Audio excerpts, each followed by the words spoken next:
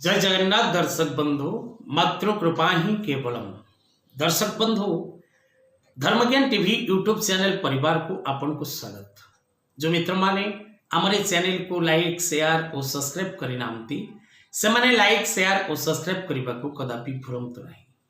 दर्शक बंधु आज कार्यक्रम माध्यम रे आमे आलोचना करिबा अन्य को निज आयत को आनिबा पई स्त्री हो बा पुरुष हो जेकोसी व्यक्ति को आपण निज आयत को आनिबा को चाहउछंती, निज आयताधीन करबा को चाहउछंती, से व्यक्ति द्वारा आपण को किछि कार्य हासिल करिवार अछि। तबे व्यक्ति को आपण निज आयत को आनिबा पई कोन रहिछि तंत्र शास्त्र रे प्रमाण एवं कोन रहिछि सहज एवं सरल उपाय।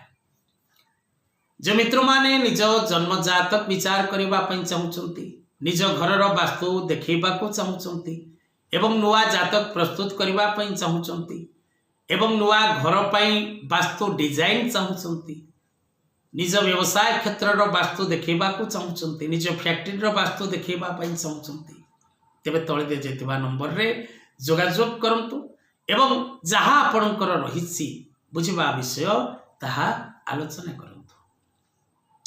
जो मित्र माने ज्योतिष को निजर कैरियर करबा पई चाहउछंती, ज्योतिष शिक्षा करबा पई चाहउछंती एवं ऑनलाइन ज्योतिष क्लास करबा को चाहउछंती से माने तळे देथिबा नंबर रे जोगाजोग करंतु एवं ऑनलाइन ज्योतिष शिक्षा रे भाग नियंतु।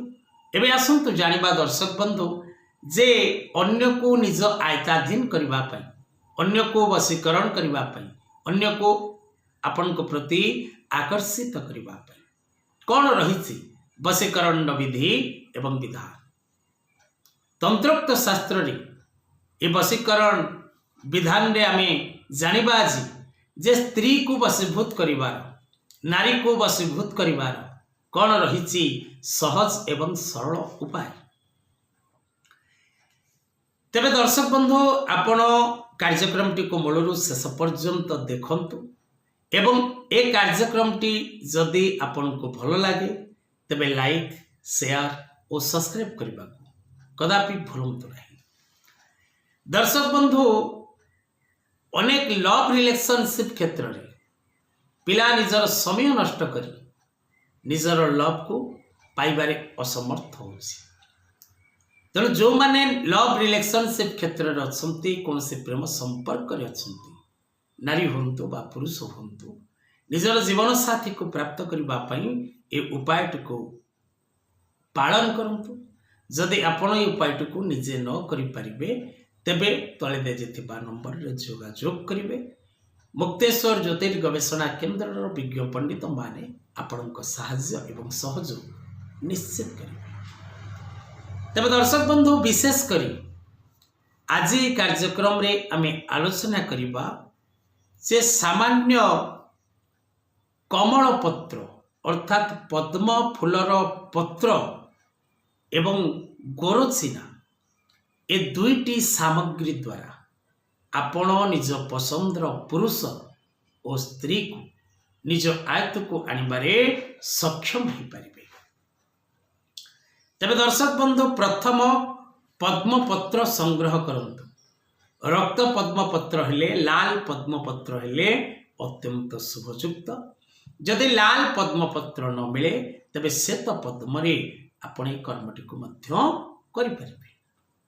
तेणु लाल पद्म पत्र को प्रथम आनी ताकू गंगा जल रे भल भाव रे धोई नियंतु एवं किछि गोरचना मिसेई से पद्म पत्र एवं गोरचना को पेषण करी मिसेई तिलक टिके प्रस्तुत करंतु एवं तिलक प्रस्तुत करिबा पूर्वरु प्रथम से कमल पत्र बा पद्म पत्र रे आपण जहा को वशीभूत करिबा को चाहउछंती बा जेउ नारी बा पुरुष को आपण निज प्रति आकर्षण करिबा को चाहउछंती तांको नाटी जदि सही पद्म पत्र उपरे गोरचिना रे आपण लेखि ता परे ताकू पेषण करती बा पेशिकी तिलक प्रस्तुत करती तेबे विशेष करी एही क्रियाटी आपण शनिवार दिन करंतु भक्ति और विश्वास सहित करंतु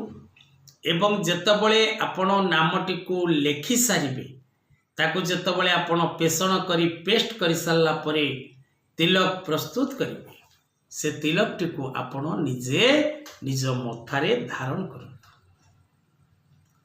विश्वास विश्वास बिनु कर्म जेते फल न फले कदाचित आपण विश्वास सहित श्रद्धार सहित कर्म करंतु ना फल निश्चित भाव रे आपण लाभ करिवे। आजिर कथा वस्तु को एठी रखिबा। जय जगन्नाथ।